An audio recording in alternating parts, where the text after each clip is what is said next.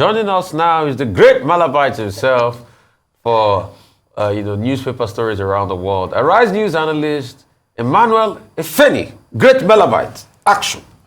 Good morning, Rufai. Morning, sir. Good morning, Ayo. Good morning, Mr. Efeni. I mean, you say I shouldn't be saying Migwa because Migwa is sort of like very colonial. What is that? No, it's not, I did not say it's colonial. It's just that I don't do it on religious ground. Okay, you don't do it on religious. It means my knees are on the ground. Okay, your knees also. And I only do my knees for. So what is that? What is that way we say good morning? Omamuroke. Omamuroke. Omamuroke. Omamuroke. I think by the end of this year. Because as we're a global channel, means we're also local. We need to take our local cultures to the global audience in South Africa and every part of the world. Okay, Rufa, let's start the review. By the end of this year, I think my Urobo language skills would have improved considerably. Yes. For that, I'm grateful to you. Fine. Good morning, our viewers out there. We'll start the review with this day Nigeria's newspaper of record. The lead story, Tinubu at WEF, World Economic Forum, says subsidy removal, Forex reform, saved Nigeria from bankruptcy. Meets Microsoft founder, Bill Gates, chairman of APN Mole Musk Ogla, CEO of Samsung, Hong Namkung.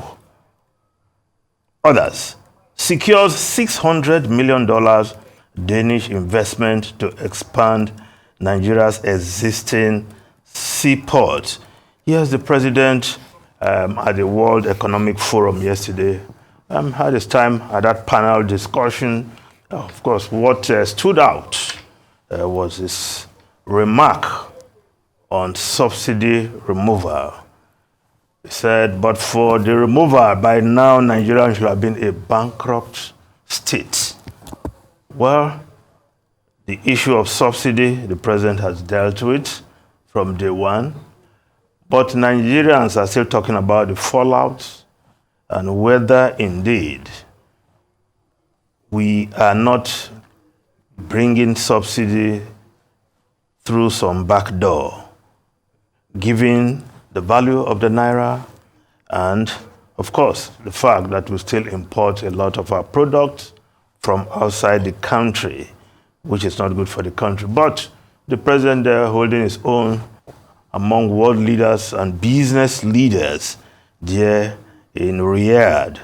Now, of course, the other story on the front page of this day, Zenith Bank shareholders approve holdco structure, and the photograph below the lead story, Zenith Bank court-ordered extraordinary general meeting taking place. Jim Ovia already designated to be the chair of the holding company for the Zenith Group, as it were. Well, that's the way the banks are going, and Zenith Bank couldn't have been left behind as one of the top tier 1 banks in the country. Now, the Guardian newspaper, FX rate harmonization. CBN abandons unification policy, reintroduces discriminatory rates. The Guardian is reporting, yes, customs rate for duty clearance, 1,164 naira to the dollar. Nigerian Autonomous Foreign Exchange Market, NAFEM, 1,339 naira to the 0.23 to the dollar. While the Bureau de Change, the BDCs, got their FX allocation from the CBN, the last tranche, at 1,021 naira to the dollar. So CBN back to the regime of discriminatory rates. That is what the Guardian newspaper is reporting this morning. But the Business Day newspaper is also reporting about the CBN. CBN steps in to correct market rate distortion. Naira falls at NAFEM but rebounds in black market. Of course, given the nature of intervention, you expect that because the rate at which the CBN gave the dollar to the Bureau de Change quite lower. So that rebound at the parallel market, aka black market, is CBN induced. Well, the Business Day calling it the CBN steps in to correct market distortion. But the other story there, the lead story of Business Day, rice millers roar back to life as cross-border paddy returns. Yes, Rufai, you'll be a watcher of the rice paddy and the rice millers. With the sanctions lifted on the Niger Republic military junta, now rice paddy is coming from across Nigerian border, and the rice millers are bubbling once again. That's the report on the front page of the Business Day newspaper, the lead story there. The Nigerian Tribune newspaper, Senate expresses concern over Naira depreciation, blamed fiscal deficit fluctuation in crude oil prices. Naira weakens under renewed attack by crypto traders despite $17.93 billion market turnover. Now the story below the photograph there. Coastal Road, affected property owners seek adequate compensation as federal government begins demolition. We will begin payment from Wednesday, Minister. Well, Minister Omar is in town to supervise or pay the demolition. But the other day, the minister said mainly shanties will be affected. No, but from what I've seen being knocked down, these are solid structures put together. But we just hope, well, the federal government is already stuck in its ways. The path for that road, one would have thought, could have been meandered in such a way that you will avoid some of this demolition. But that is what the federal government has purposed to do. They have promised they will pay compensation speedily to those whose property are being demolished today and the day after. Now the Vanguard newspaper, petrol scarcity will linger for 2 more weeks. Ipman, as scarcity spreads nationwide, long queues emerge at filling stations. Hawkers sell petrol at 1,000 per litre. Commuters stranded at motor parks. We have adequate stock. NNPC. Scarcity hurting businesses, transport operators. Well, this scarcity is another embarrassing situation. The NNPC claiming its logistic problem, claiming they have enough. But Ipman telling a different story there. Now, the Daily Trust newspaper has that story also. Petrol scarcity worsened nationwide. Well, for those of our viewers, some of our viewers were commenting, thinking Dr. Abati is not here because he couldn't get petrol. No, that's not it. It's like Dr. Abati, a solid Malabite.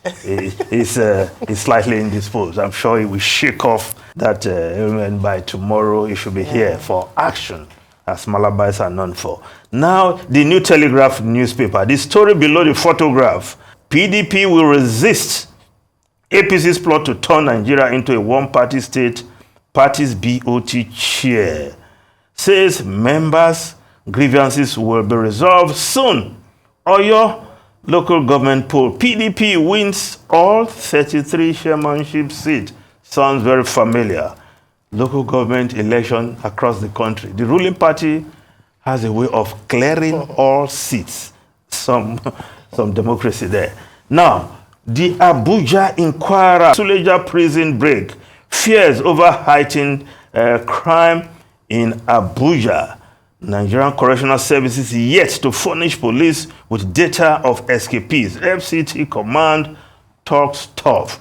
Of course, you can see the photograph just above the lead story. No prize for guessing who is there paying a visit to Abuja Inquirer to congratulate them on their 20th anniversary. Of course, Abuja Inquirer, published by Dan Akpowa, a prodigy of the these day school of newspaper journalism, doing well for himself. 20 years of publishing. Well, he's tried publishing a provision. And another brother of ours, Simon Kolawole, of course, the Cable has done 10 years, also from the these day School of Journalism family. We have a lot of them. Have a lot of them. And of course, Austin Ogana doing well with his The Wheel newspaper. The Wheel newspaper. All products. These days churning out stars. Yes, that's how we roll here. So congratulations, Dan Akpowa, and of course the Abuja Inquirer. 20 years of publishing. Now the Nation newspaper.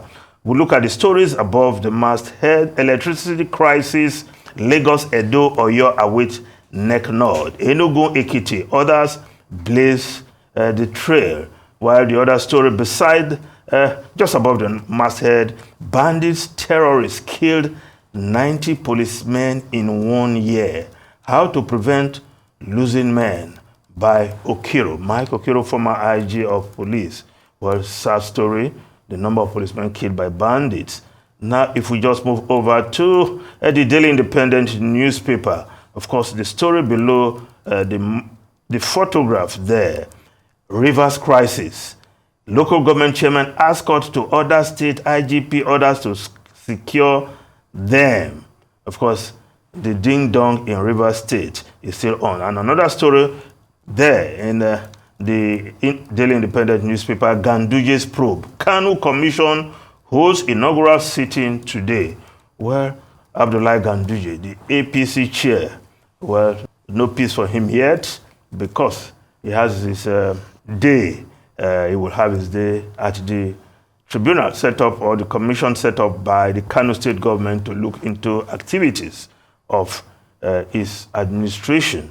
Now, the Business Day newspaper of South Africa, if we look at that quickly, PHB will have to lift its Anglo offer. Yes, mining analysts say Australian company risk overpaying. Of course, the shares of Anglo-Dutch company has gone up 20% since the news of PHB trying to acquire the Anglo-Dutch mining giant there. Of course, the other story there, more of the same in ANC scenario. We just move over to Daily News of Zimbabwe, yes. ZANU PF, CCC starts engaging, yes, the Citizens Coalition for Change, the opposition party in Zimbabwe, discussing with the ruling ZANU PF. And they're starting that engagement. Early discussions are on dialogue roadmap. And of course, they're talking about, also thinking about postponing the 2028 national election in Zimbabwe. Now, the UK newspapers, the Guardian newspaper, Home Office to detain UK asylum seekers in shock Rwanda move. An exclusive operations begin today to prepare for deportation flights. The Rwanda deportation, a reality. Now, the Financial Times, Kremlin scoops 800 million euro in taxes from foreign banks that remained in Russia. Fourfold rise on pre-war levels. European lenders' profit jump. Sanctions give edge over local rivals. Well, Vladimir Putin still raking in billions of dollars, even with all the sanctions from the West. Now, the Washington Post newspaper, Trump trial is hardly the trail. Case is disrupting his campaign plans. Trump to bounce from court to rallies this week. Rufai and Ayo. So a couple of things there. His trial has been on for about a week now. Most of this week we'll only hear a lot, as regards the trial, but it's still going to go on. And it's about if he paid hush money to Stormy Daniels, which it's been interesting because actually Stormy Daniels got a name from the name of her first dog and the street she lives. The name of her first dog was Stormy and the street she lives was Daniel. And, it just makes mockery of the American presidential system that there's never been a time that it's been this deplorable in America. Even if when you had the age of the duels where, political figures will have scarcity and they will go duel and fight themselves until they die in America, you never had something this terrible. So some people are saying it's going to reduce his chances, but there's been some reports that are coming out that are saying that Americans are even fed up of both candidates. So there might be a great possibility of voter apathy of some sort, coming out of this electoral system and all of that because, Biden is battling with his age matters. Biden took a jab recently at the White House correspondent dinner at Trump, calling like a 6-year-old and all of that. Americans are looking and saying, do we want a man that paid a poor son as president? But also America has this mindset of, we like a bad boy, when we get one. But Trump has overstayed his welcome. So it has constantly been this breakback between these two people. So, but his support base is still very much there. His support base is still there, but his support base cannot entirely win him the elections. That's it. The best you will get across good political parties is 40% of Democrats, 40% of Republicans. But the middle normally takes the balance, the independents, at about 20% that win the election or not. As regards a couple of other stories making around, no newspaper is reporting in front page, but I need to talk about it. And I'm shocked that no newspaper reported it. The sham elections, the local government elections that happened in Oyo State. Okay, good. I retract that. The sham local it's government in other elections. newspapers also. You know, it is shambolic that at this stage and this day and age, we have local government elections where whoever is the governor of the state just curries all the ruling party just win everything. And chairmanship, councillorship, everything. And PDP and Sheyi Makinde is saying 33 local government, everything in the bank for the PDP. But those elections were sham. One, they didn't get electoral materials in the struggles of the likes of Tesli, Folari, and other people. There were electoral malpractice everywhere. Yeah. So what kind of country are we building? What kind of democracy? And shame on the PDP and shame on the government of Sheyi Makinde. What are we doing? And it's not only him that does it. Every state governor, the ruling party always does it. Get the local government 100% of 100% of the it's not supposed to be used to be like in your pocket. It's just gone worse. I think we should go back to the days. I remember the last credible local government election I saw in recent time was that done on the 12th of December 1998 when INEC was still conducting. You know, the local government election was first held before the presidential election was held in 99.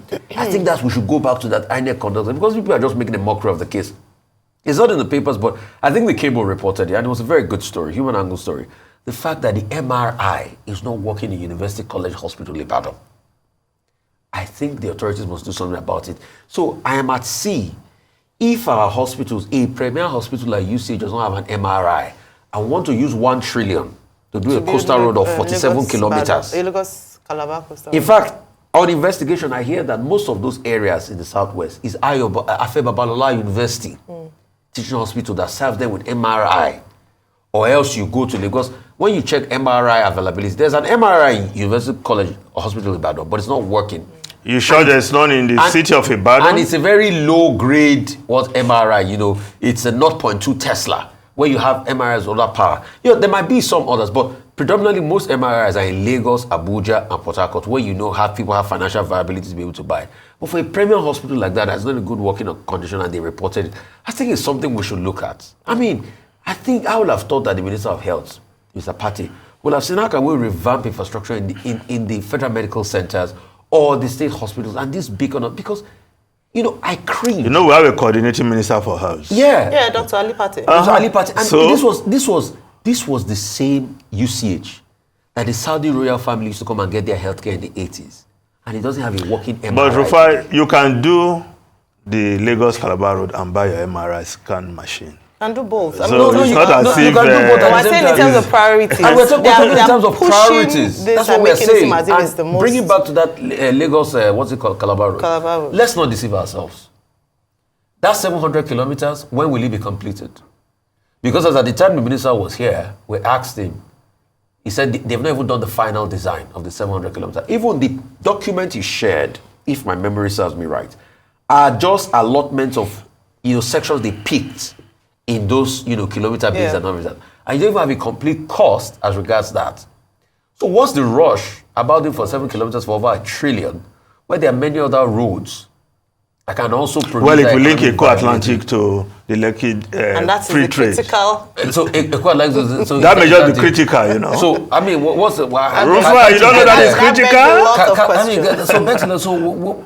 What is... I will provide an alternate route to the Lekki... Alternate route to the Lekki... Let me talk about investment. The truth is, how far... Lagos is in charge, are you going to do it?